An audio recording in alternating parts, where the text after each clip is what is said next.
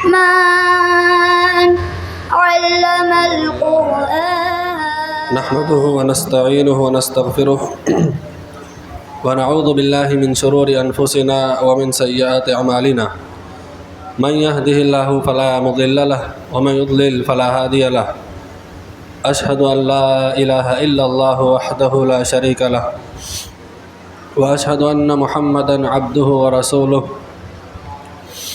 يا أيها الذين آمنوا اتقوا الله حق تقاته ولا تموتن إلا وأنتم مسلمون يا أيها الناس اتقوا ربكم الذي خلقكم من نفس واحدة وخلق منها زوجها وبث منهما رجالا كثيرا ونساء واتقوا الله الذي تساءلون به والأرحام إن الله كان عليكم رقيبا يا أيها الذين آمنوا اتقوا الله وقولوا قولا سديدا يصلح لكم أعمالكم ويغفر لكم ذنوبكم ومن يطع الله ورسوله فقد فاز فوزا عظيما أما بعد فإن خير الحديث كتاب الله وخير الهدي هدي محمد صلى الله عليه وسلم وشر الأمور محدثاتها وكل محدثة بدعة وكل بدعة ضلالة وكل ضلالة في النار وأحسنوا إن الله يحب المحسنين وقال وإذا أخذنا ميثاق بني إسرائيل لا تعبدون إلا الله وبالوالدين إحسانا وذي القربى واليتامى والمساكين وقولوا للناس حسنا وأقيموا الصلاة وآتوا الزكاة ثم توليتم إلا قليلا منكم وأنتم معرضون. حمد و صلاۃ کے بعد اللہ تعالیٰ نے لوگوں کے درمیان رسولوں کو مبعوث کیا. رسولوں کی کچھ تعلیمات ایسی ہیں جو ہر زمانے میں اسی حالت پر قائم رہیں.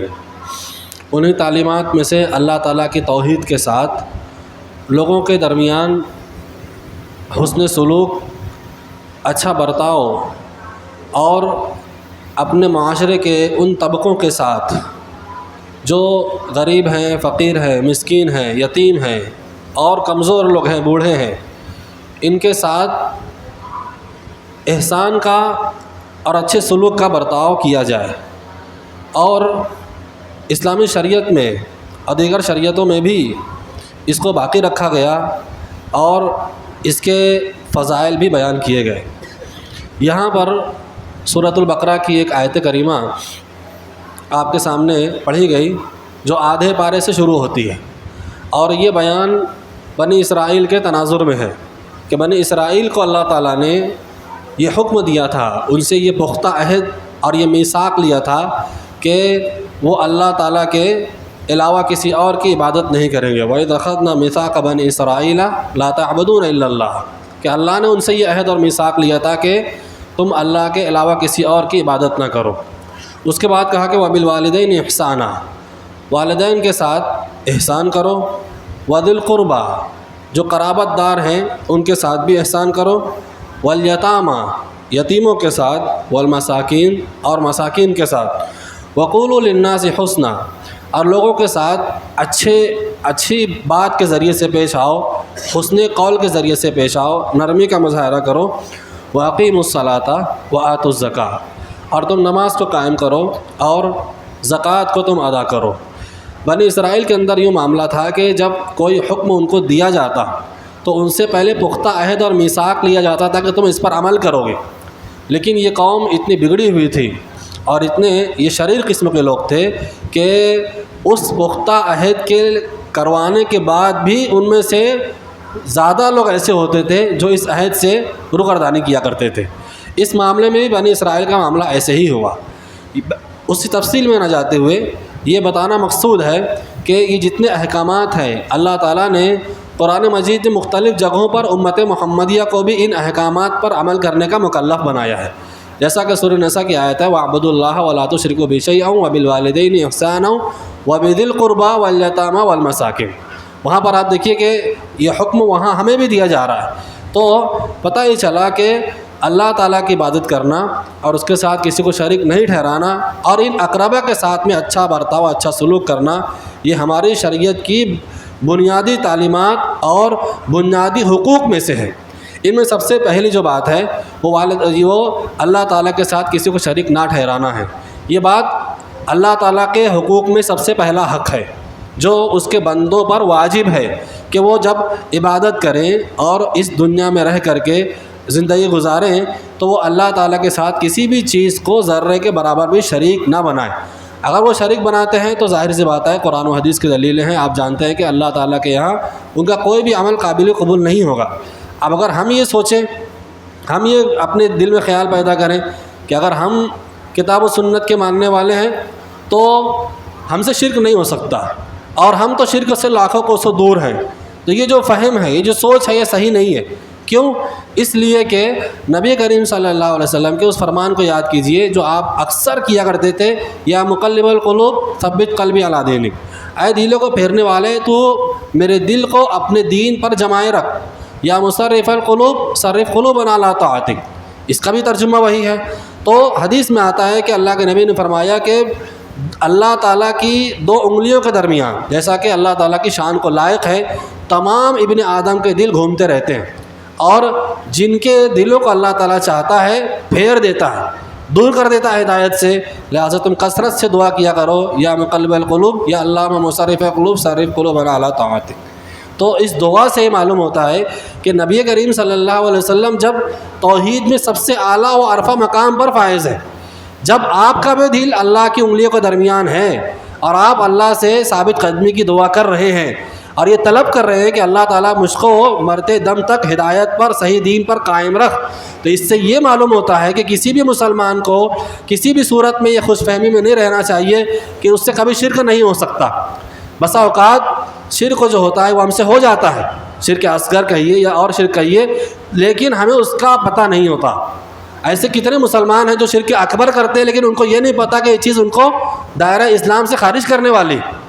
کتنے ایسے مسلمان آپ کو مل جائیں گے جو بار بار اپنی زبان سے کہتے ہیں کہ یہ بات اللہ اور اس کے رسول کے بعد ہے، میں اللہ اس کے رسول کو خوش کرنے کے بعد تیرے کو خوش کر رہا ہوں۔ اس طرح کے جو اقوال ہوتے ہیں یہ بھی اسی ضمن میں آتے ہیں۔ تو اقوال میں، افعال میں اور دلی اعتبار سے کہیں نہ کہیں انسان شرک کے درمیان گھومتا رہتا ہے۔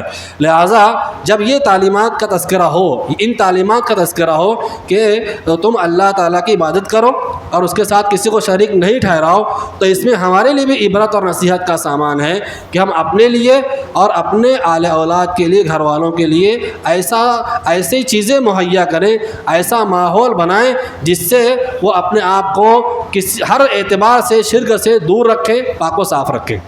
ابراہیم علیہ السلام نے خانہ کعبہ کی تعمیر فرمائی، اور آپ کے کیا کیا فضائل ہیں۔ اللہ نے ابراہیم علیہ السلام کو وہ تمام خیر، وہ تمام برکات اور وہ تمام شرور و فتن سے حفاظت جو مختلف لوگوں کو مختلف حالات میں ہو سکتی ہیں، اللہ تعالیٰ نے ابراہیم علیہ السلام کو وہ ایک ساتھ عطا فرمائی۔ اتنی خیر و برکت دی آپ کو کہ ہر لمحہ طواف کر کے اور صفا مروہ کی سعی کر کے لبیک اللہم لبیک کی صدا پکار کر کے لوگ ان کی یاد کو تازہ کرتے ہیں۔ آپ اندازہ لگائیے کہ اجر و ثواب کے اعتبار سے، خیر و برکت کے اعتبار سے ابراہیم علیہ السلام کس مرتبہ پر فائز ہوں گے۔ یہ معاملہ رسول اللہ صلی اللہ علیہ وسلم کا ہے۔ ابراہیم علیہ السلام اپنی قوم کے لیے نہیں بلکہ اپنی اولاد کے لیے دعا کر رہے ہیں، وَجُنُّبْنِي وَبَنِيَّ أَن نَّعْبُدَ الْأَصْنَامَ، کہ میرے رب تو مجھ کو اور میری اولاد کو بتوں کی پرستش سے محفوظ رکھنا۔ آپ اندازہ لگائیے کہ جب ابراہیم علیہ السلام کی نسل آگے بڑھی اور مختلف قسم کے کنبے قبیلے میں لوگ تقسیم ہوئے، تو اس سلسلے میں بھی یعنی اس جو کنبے قبیلے آگے بڑھے اور یہ معاملہ رسول اللہ صلی اللہ علیہ وسلم تک پہنچا، تو ان میں بھی یعنی اس قبیلے اور اس سلسلے میں بھی آپ دیکھیں گے کہ شرک عام ہوا۔ نبی کریم صلی اللہ علیہ وسلم کے جو باپ دادا، یہ کس نسل سے ہے؟ یہ اسماعیلی نسل سے ہے، لہٰذا اس نسل میں آپ دیکھیے شرک ہے۔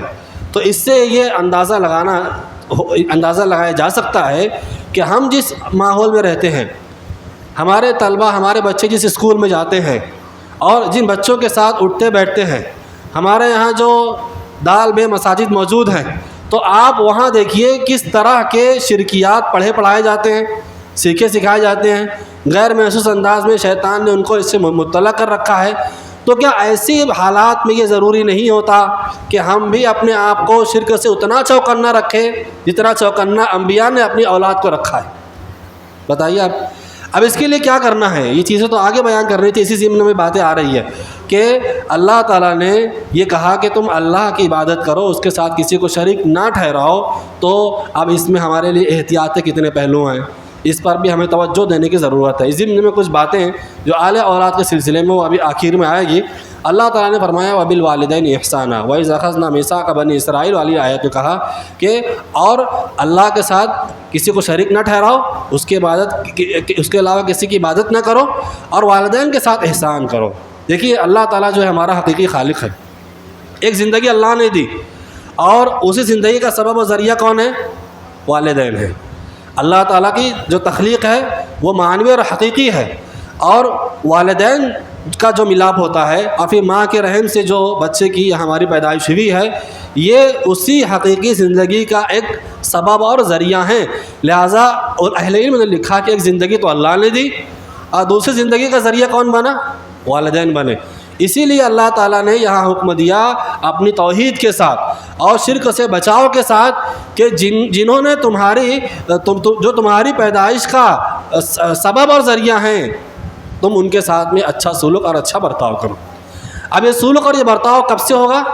اس سلوک اور اس برتاؤ کا جو معاملہ ہوتا ہے یہ تو پوری زندگی ہے، لیکن جب ان کے بالوں میں سفیدی آ جائے، ہڈیوں میں کمزوری آ جائے، یہ کمانے کھانے سے محتاج ہو جائیں، چلنے پھرنے سے محتاج ہو جائیں، تب اولاد پر یہ ذمہ داری دوہری ہو جاتی ہے، بلکہ 10-20 گنا 100 گنا بڑھ جاتی ہے کہ یہ ان کا ایسے ہی احترام کریں، شفقت کا معاملہ کریں، ان کے ساتھ میں رحم کا معاملہ کریں، جیسا کہ جب بچپن میں آپ چھوٹے تھے، چلتے تھے، لڑکھڑاتے تھے تو آپ کا گرنا، آپ کا لڑھکنا اور آپ کا ان بیلنس ہو جانا جب ان کو ناپسند تھا، ناگوار تھا، ان کے دل میں تکلیف ہوا کرتی تھی، تو تمہارے دل میں بھی وہی جذبات پھوٹنے چاہیے، وہی جذبات تمہارے دل میں ابھرنے چاہیے، وہی تڑپ تمہارے دل میں ہونی چاہیے اپنے والدین کے متعلق، جو تڑپ ان کے دل میں تمہارے بچپنے میں تھی کہ جب تم چلتے تھے کسی جگہ سے گرنے کو آتے تھے تو وہ دوڑ کے ماں پکڑ لیتی تھی، دوڑ کے باپ تمہارے ہاتھ کو تھام لیتا تھا.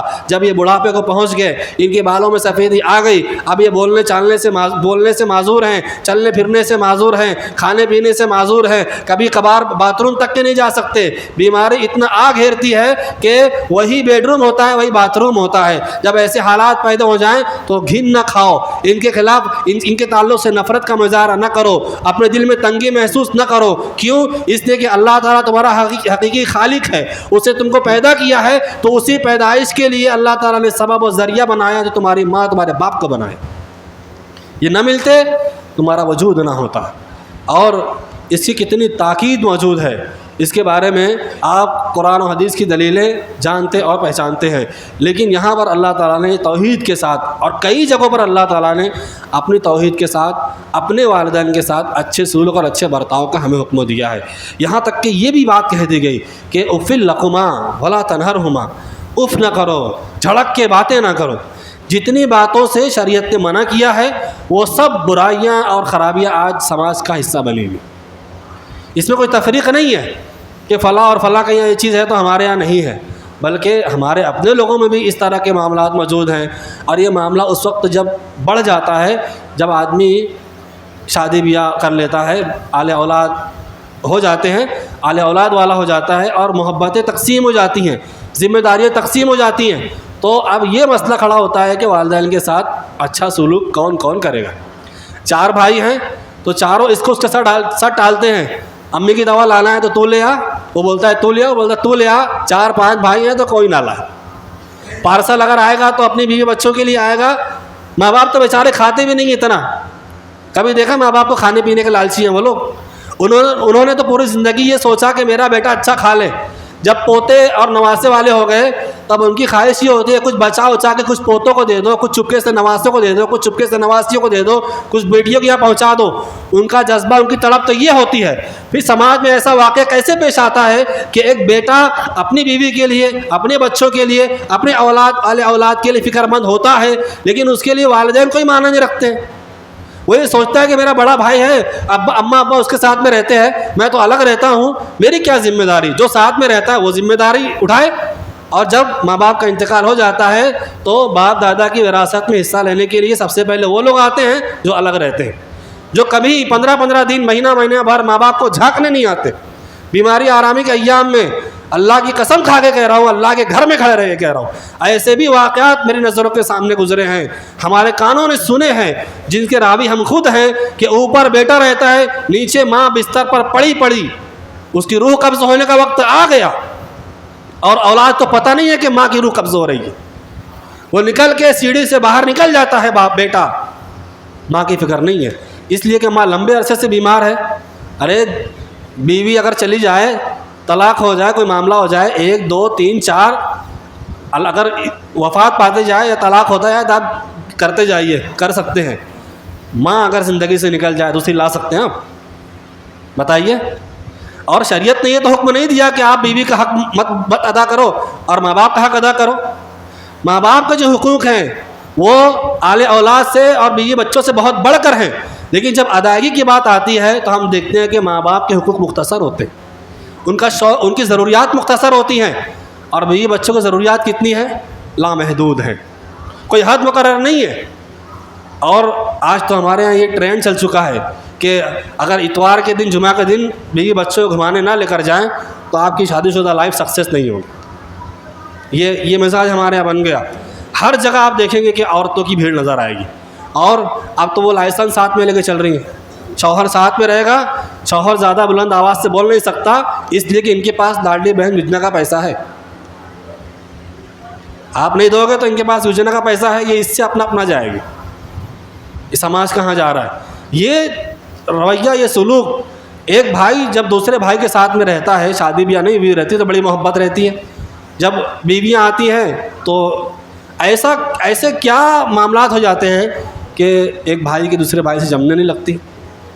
کبھی دنیا میں سنے نہیں ہوں گے آپ، شاید کبھی آپ سنے ہوں گے، کہیں ایسا کیس ہوا ہوگا کہ کسی بھابھی کا اختلاف جیٹ اور دیور سے ہوا، ان کی ہمیشہ اپنے جیٹ سے دیور سے بنے گی، بنتی کس سے نہیں ہے؟ دیورانی سے، جیٹھانی سے، ساس سے اور نند سے۔ ہاں ان کے اندر میں کچھ خامیاں ہو سکتی ہیں، ہم اس کا انکار نہیں کرتے، لیکن یہ چیز ہمیں ہینڈل کر کے بتانا ہے، ایڈجسٹمنٹ کرنا ان کو سکھانا ہے۔ دیکھو ان کی جو سوچ ہوتی ہے، ان کی جو بدھی ہوتی ہے نا، یہ ہم سے آدھی ہوتی ہے، لہٰذا ان کو سمجھا بجھا کے چلنا، لے دے کے چلنا، ایڈجسٹ کرنا، ہر معاملات کو بیلنس کرنا، یہ ہماری ذمہ داری ہے۔ اور آپ اندازہ لگائیے کہ اگر ماں باپ ایک وقت بھوکے بھی رہیں تو آپ سے شاید نہ کہیں گے کہ ہم بھوکے ہیں، لیکن اگر بیوی بچوں کیا تھوڑی سی کمی آ جائے، شور ہنگامہ اور پھر طلاق اور خلا اور پنچایت اور کورٹ، یہاں تک کے معاملات پہنچ جاتے ہیں۔ کتنا فرق ہے ماں باپ کی ضروریات میں اور بیوی بچوں اور اعلی اولاد کی ضروریات میں، لہٰذا اس کو بھی ادا کیا جائے۔ شریعت میں اس کی بھی تاکید موجود ہے، اور والدین کے سلسلے میں بھی تاکید موجود ہے۔ اب اس میں بھی بہت سی تفصیلات تھی، بہت سی باتیں مجھے کہنا تھی، لیکن میں ایک واقعہ بیان کر کے اپنی بات کو آگے بڑھاتا ہوں۔ خطبہ جمعہ میں وقت تو ہمارا تیزی سے گزرتا ہے، آپ لوگ کو لگتا ہوگا کہ دھیرے دھیرے جا رہا ہے۔ تو سعودی عرب میں ایک واقعہ پیش آیا، ایک مقدمہ دائر ہوا کہ 2 بھائیوں نے مقدمہ عدالت میں درج کرایا اپنی ماں کے متعلق۔ آپ کے ذہن میں کیا خیال آ رہا ہے؟ ماں کے متعلق مقدمہ کیا ہو سکتا ہے؟ یہی نا کہ ماں کو میں نہیں رکھوں گا، ماں کو میں نہیں رکھوں گا، ایسا گمان تو یہی ہے نا۔ 2 بھائیوں نے مقدمہ دائر کیا کہ ماں کو میں رکھوں گا، دونوں میں جھگڑا ہوا، بحث ہوئی، معاملہ جمع نہیں، ماں بھی فیصلہ نہیں کر پا رہی کدھر جاؤں، تو مقدمہ گیا عدالت میں کہ ماں کے ساتھ میں کون رکھے گا۔ مجھے یاد پڑتا ہے کہ جب یہ فیصلہ ہو گیا کہ تمہاری ماں اس کے ساتھ میں رہے گی، تو جس کے حق میں فیصلہ نہیں ہوا تھا سسکیاں لے کے دھاڑے مار کے رو رہا تھا، عدالت میں گزارش کر رہا تھا کہ میری ماں کو رکھنے کا فیصلہ میرے حق میں کیا جائے کہ وہ میرے گھر میں رہے گی۔ آج بھی ایسے لوگ موجود ہیں، لیکن یہاں بھی معاملہ کبھی کبھی ان بیلنس ہو جاتا ہے۔ ماں باپ کی محبت میں آدمی بیوی بچوں کی ضروریات اور ان کے حقوق کو بالکل فراموش نہ کرے، بلکہ ان کے بھی حقوق کو ادا کرے. لیکن ایسے کیسز بہت کم ہوتے ہیں. زیادہ تر معاملات ایسے ہی ہیں کہ چلو شادی بیاہ ہو گئی، 2-4 سال ماں باپ کے ساتھ میں رہ لیے، اب بڑا بھائی اپنی ماں کو باپ کو سنبھالیں گا، اپن چلو الگ رہیں گے، اب وہاں جا کے عیش و عشرت کے ساتھ میں رہیں گے. جانتے ہیں آپ کیا ہوتا ہے؟ ہم الگ رہنے کے خلاف نہیں ہیں. آپ ایک بلڈنگ بنا لیجئے، 4 فلور بنا کے 4 بھائی 4 فلور پہ رہیے. ایک گھر میں رہتے ہیں آپ، پارٹیشن کر لیجئے، کچن الگ کر لیجئے، کاروبار ایک میں رکھیے، کاروبار الگ رکھیے، ماں باپ کو ساتھ میں رکھیے. سب شکلیں ہیں ہمارے یہاں. لیکن ہمارے اپنے سماج کے اندر اور ہمارے اپنے معاشرے کے اندر یہ صورتحال پیدا ہوتی ہے کہ 28 سال 30 سال میں لڑکے لڑکیاں میاں بیوی اپنا الگ تھلگ معاملہ کر لیتے ہیں، جا کر دوسرے کے یہاں کرائے سے رہتے ہیں. کرائے میں جب رہتے ہیں تو رسوائیاں برداشت کریں گے. وہاں ایک ہی فلور پہ کئی لوگ کرائے سے رہتے ہیں، بے پردگی برداشت کریں گے، وہاں تکلیف جھیل لیں گے. لیکن اگر ایڈجسٹ نہیں کریں گے تو ساس کو، نند کو اور بھابھی کو. پھر کیا ہوتا ہے؟ ابھی زندگی دیکھو الگ ہو گئی ہے. 30 سال میں بھی لوگوں کو اٹیک آ رہا ہے. 29 سال کے واقعات بھی ہمارے یہاں موجود ہیں ابھی میڈیا پہ.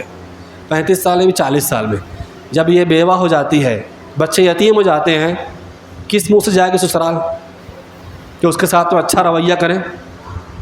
پھر لوگ بھی کم نہیں ہوتے ہیں، وہ بولتے ہیں ہاں یہ الگ چلی گئی تھی، اب بیوہ یتیم ہو گئی، چلو کچھ تھوڑا موڑا کر دیں گے. لیکن وہ شفقت محبت کا وہ جذبہ یہاں پر سسرال والوں میں نہیں رہ جاتا. نتیجہ کیا نکلتا ہے؟ جا کے وہ مائکے پہ جا کے بوجھ بن جاتی ہے. الزام سماج پر آتا ہے کہ سماج میں بیواؤں یتیموں کی کفالت کرنے والے لوگ نہیں ہیں، کم ہیں، بہت کم ہیں. پھر وہ کسی کے یہاں جھاڑو برتن کرے گی. ابھی تو بھیک مانگنے کا پیشہ بہت عام ہو گیا ہے. 1000 روپے روز آرام سے برقع لگا کے لوگ مانگ لیتے ہیں. یہ سماج جب سسٹم اوپر سے بگڑتا ہے، حق کی ادائیگی جب ایک جگہ سے ڈسٹرب ہوتی ہے تو نیچے جو اہم معاملات ہیں وہاں سے کتنا بگاڑ پیدا ہوتا ہے، آپ اس کا اندازہ ان باتوں سے لگا سکتے ہیں. تو والدین کے ساتھ حسن سلوک کا حکم بدرجہ اولا ہے. اس کے بعد اللہ تعالیٰ نے فرمایا کہ وذی القربیٰ، اپنے جو قرابت دار ہیں ان کے ساتھ بھی اچھا برتاؤ کرو. دیکھیے اگر وبالوالدین احسانا نہ کہا جاتا، ڈائریکٹلی کہہ دیا جاتا کہ وذی القربیٰ، اللہ تعالیٰ کی عبادت میں کسی کو شریک نہ ٹھہراؤ اور کیا کرو؟ اقربا کے ساتھ میں احسان کرو. تو کیا ذی القربیٰ میں والدین شامل نہیں تھے؟ شامل تھے نا. لیکن والدین کا الگ سے ذکر کرنے کی وجہ یہی تھی کہ وہاں تاکید موجود ہے. بات معلوم ہوئی. پھر اللہ تعالیٰ نے فرمایا کہ قرابت داروں کے ساتھ میں حسن سلوک کرو. قرابت داروں میں سب سے پہلے بیوی آ گئی، بچے آ گئے، سگے بھائی آ گئے اور بہنیں آ گئی. پھر جس کا دروازہ آپ سے سب سے زیادہ قریب ہے پڑوسی کا، وہ لوگ آ گئے. ہمارا سماج آج بالکل الٹ روش اختیار کیے ہوئے. ہمارے ہاں یہ معاملہ ہوتا ہے کہ پرایوں سے بڑی جمے گی، جن کا آپ سے کوئی خونی رشتہ نہیں ہے ان سے بڑی جمے گی، ان کے ہر دعوت میں پہلی کرسی پہ وہ رہیں گے. لیکن جو قرابت دار ہیں، جو زیادہ حق رکھتے ہیں، ہمارے یہاں شادی بیاہ رہے گی تو سب سے آخری صف میں، موت میت رہے گی تو دوستوں سے اور دوسروں سے مشورہ ہو رہا ہے، لیکن بڑے ابا، چاچا اور خالو اور فلانے یہ سب پچھلی صف میں رہیں گے. کیوں ہوتا ہے ایسا؟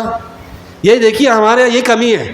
اللہ تعالیٰ نے تمہیں حکم دیا ہے کہ جو سب سے پہلے تمہارے اقربا ہیں، قرابت دار ہیں تمہارے، تم ان کے ساتھ میں اچھا برتاؤ کرو.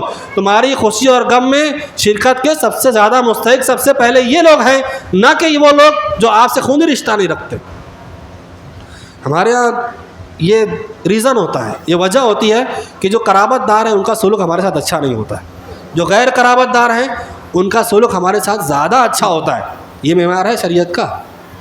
یعنی آپ کے ساتھ کسی نے اچھا برتاؤ کیا تو آپ اچھا برتاؤ کریں گے، اور کسی نے آپ کے ساتھ میں اچھا برتاؤ نہیں کیا تو پھر سخون کر دو آپ. یہ نہیں چلے گا. نبی کریم صلی اللہ علیہ وسلم سے ایک صحابی نے کہا کہ میرے کو رشتہ دار ہیں، ان سے میں جڑتا ہوں، مجھ کو کاٹتے ہیں، میں ان کو عطا کرتا ہوں، وہ مجھ کو محروم کرتے ہیں.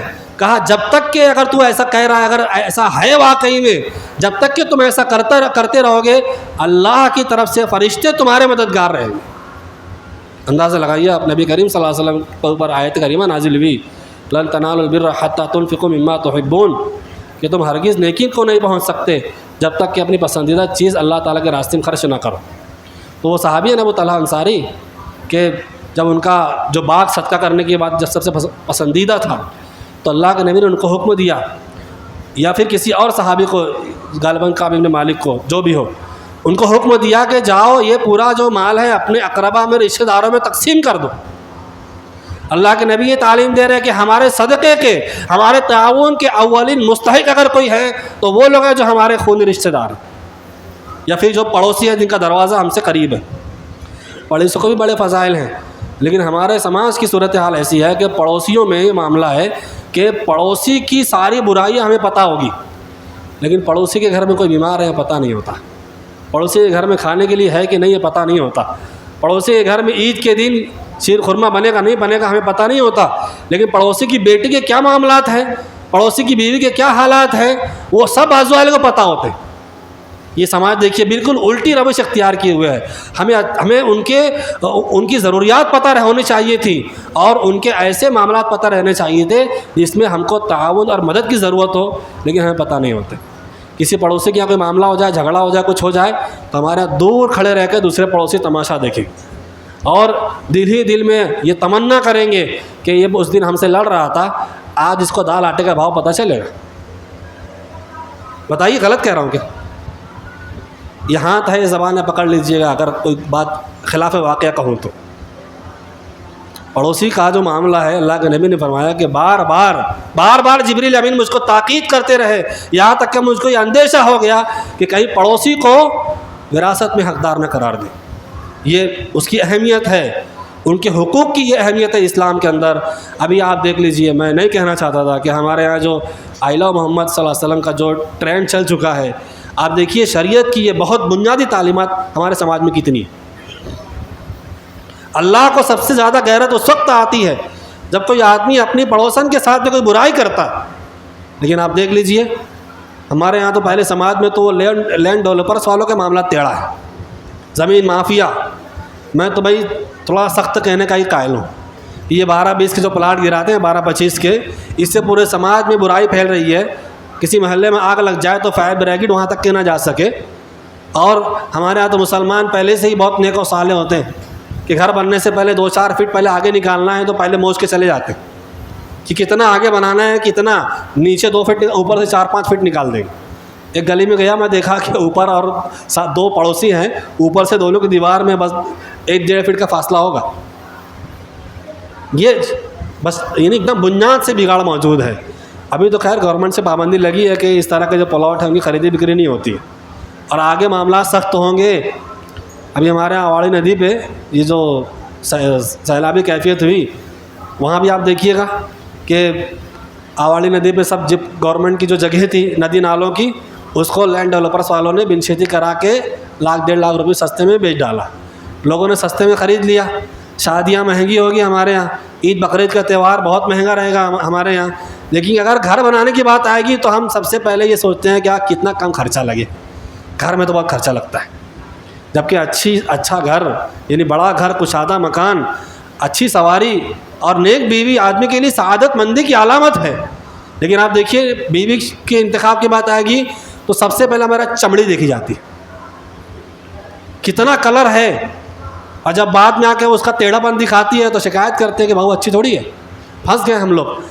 پھنسے تو آپ ہی تھے، پھنستے سے پہلے آپ کو تو جلد نظر آ رہی تھی، چمڑی نظر آ رہی تھی، اخلاق نہیں دیکھا آپ نے، دین نہیں دیکھا آپ نے، خاندان نہیں دیکھا آپ نے، تربیت نہیں دیکھی آپ نے، اور تربیت تو ہمارے سماج میں زیرو ہے۔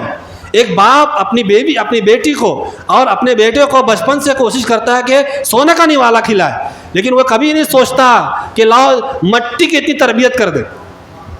جتنا آدمی پودے میں مٹی کو سنبھال کے رکھتا ہے، اس کو کھاد دیتا ہے، اس کو پانی دیتا ہے، اتنی تربیت ہمارے سماج میں نہیں ہے۔ بہت ذمہ داری کے ساتھ کہہ رہا ہوں، کچھ نہیں سکھاتے ماں باپ اس سلسلے میں جرم کے کٹہرے میں کھڑے کیے جائیں گے کہ جب بیٹی آپ کے سر دی گئی، آپ کو یہ ذمہ داری دی گئی، یہ نعمت دی گئی، تو اس کو پالنے پوسنے کے ساتھ اچھی تربیت آپ کو ذمہ داری تھی کہ نہیں تھی، بتائیے آپ۔ اور جو حکم دیا گیا کہ اقربا کے ساتھ میں احسان کرو، تو احسان کی سب سے عظیم الشان شکل یہ تھی کہ آپ ان کو دین بتاتے۔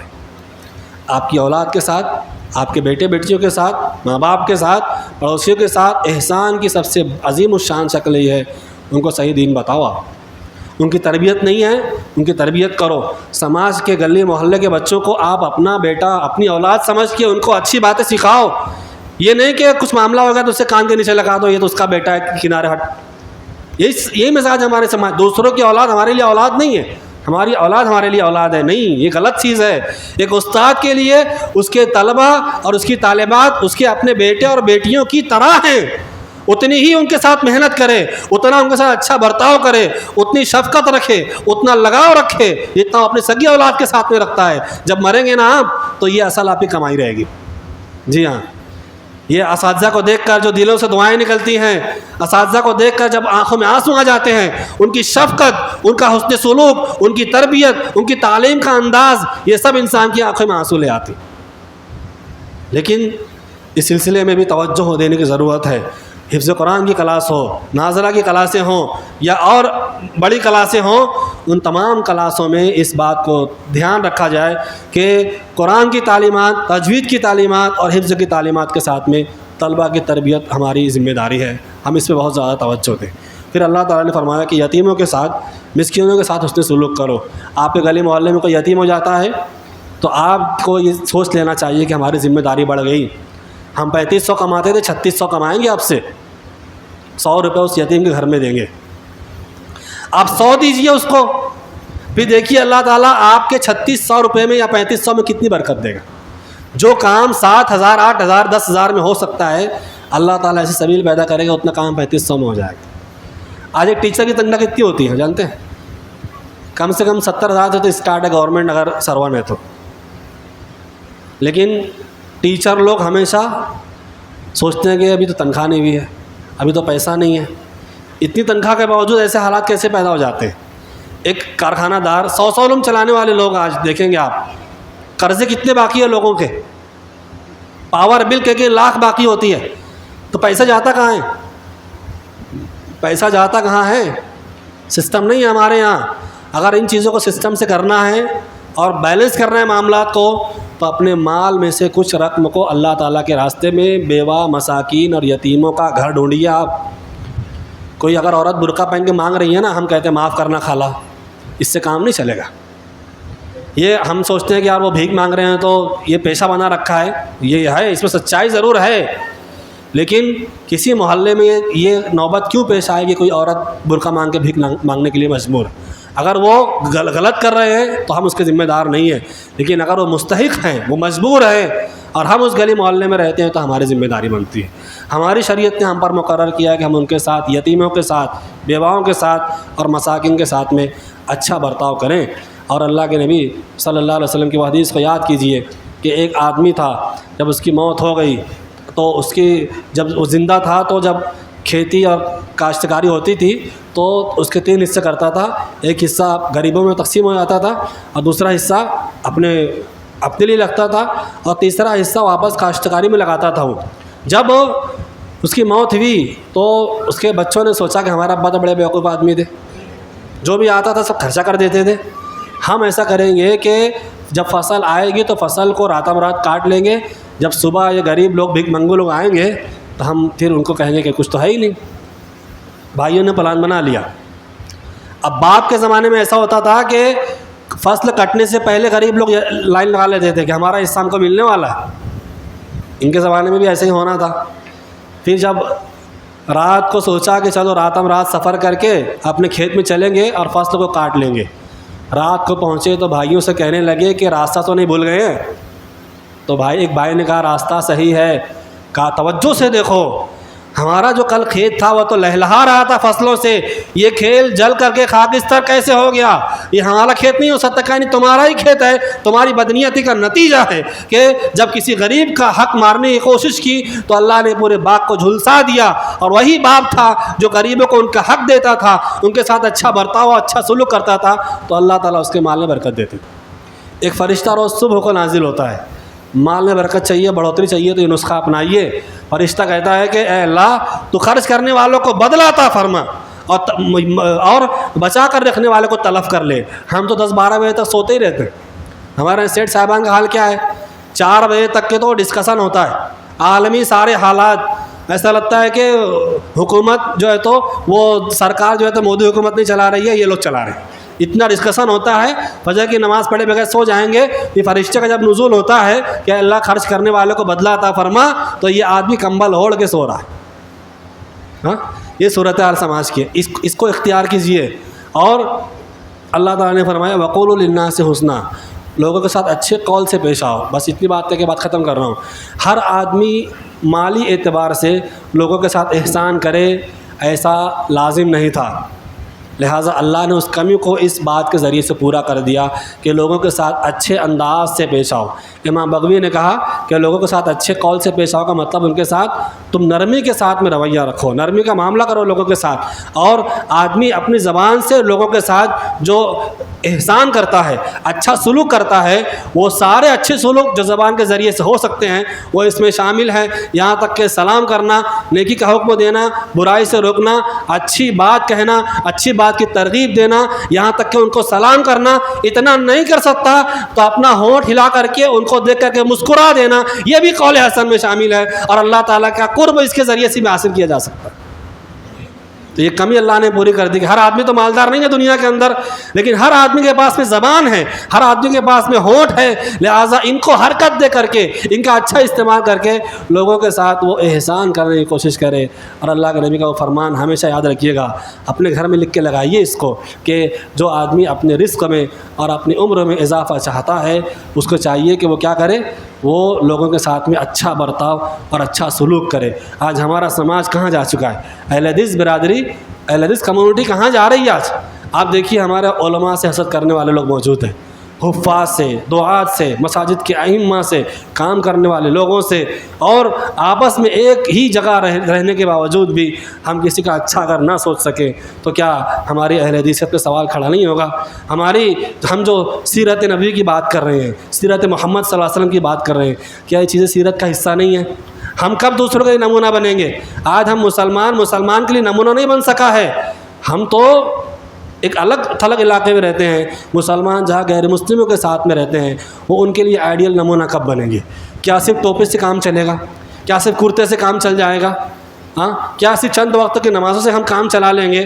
اس سے کام چلنے والا نہیں ہے۔ ہمیں اسلام کے اندر پورا داخل ہونا ہے۔ نبی کریم صلی اللہ علیہ وسلم کی سیرت صرف 12 ربیع الاول تک کے محدود نہیں ہے، یہ ہمارے اہل حدیث میں بھی ابھی چیزیں عام ہو گئی ہے۔ میں ہر سال یہ بات کہتا ہوں کہ ربیع الاول کا مہینہ آئے گا تو خطبے کا عنوان رہے گا سیرت رسول کی جامعیت، سیرت رسول کا پھلا، اس کی اہمیت۔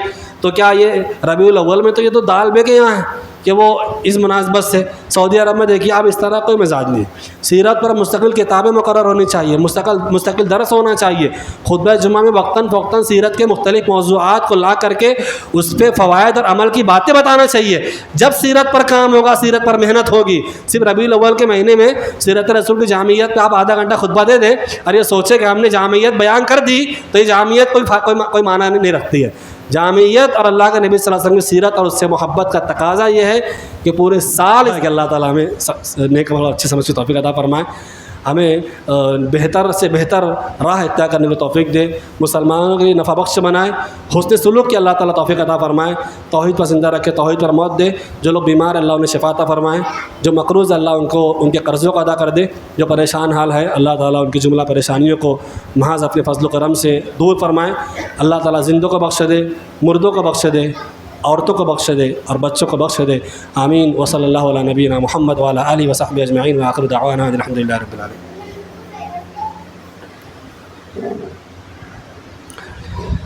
الحمد لله نحمده ونستعينه ونستغفره ونعوذ بالله من شرور أنفسنا ومن سيئات أعمالنا، من يهده الله فلا مضل له ومن يضلل فلا هادي له، أشهد أن لا إله إلا الله وحده لا شريك له وأشهد أن محمدا عبده ورسوله، أعوذ بالله من الشيطان الرجيم، بسم الله الرحمن الرحيم، إن الله يأمر بالعدل والإحسان وإيتاء ذي القربى وينهى عن الفحشاء والمنكر والبغي يعظكم لعلكم تذكرون، اذكروا الله يذكركم وادعوه يستجب لكم، ولذكر الله تعالى أولى وجل وأم أكبر۔